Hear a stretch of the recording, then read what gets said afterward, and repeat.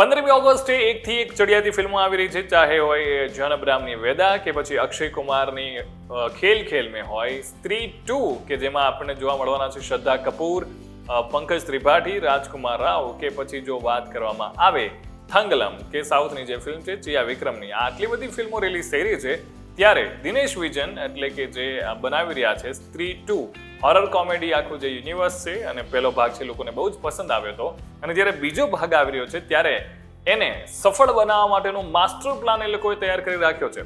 એટલે એમણે એવું નક્કી કર્યું છે કે 14મી ઓગસ્ટ કે જ્યારે આ ફિલ્મ જે છે 14મી ઓગસ્ટે આ ફિલ્મને રિલીઝ કરવામાં આવે, કારણ કે 15મી ઓગસ્ટે છે રજા છે, એટલે લગભગ 7 વાગ્યાથી પેડ પ્રિવ્યુ શો છે એ શરૂ કરવાના છે. અને આવું પહેલી વાર નથી થયું, આની પહેલા પણ મુંજિયા જે હતી એના માટે પણ એમણે આવું કર્યું હતું. અને બોલિવૂડમાં ઘણી બધી ફિલ્મો છે, ચાહે મેદાન હોય કે અક્ષય કુમારની જે ફિલ્મ આવી હતી બડે મિયા છોટે મિયા, એના પણ આવી રીતે પેડ પ્રિવ્યુ શો જે છે એ એડવાન્સમાં કરવામાં આવે છે રિલીઝના એક દિવસ પહેલા.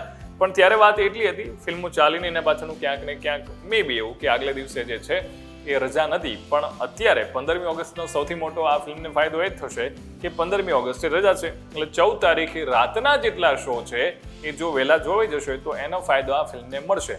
અને ફિલ્મની જે મુજબ માર્કેટિંગ કરવામાં આવી છે એનો પહેલો ભાગ પણ લોકોને પસંદ આવ્યો હતો, તો એટલા માટે થઈને પણ સ્ત્રી 2નું લોકોમાં એક્સાઇટમેન્ટ વધારે છે.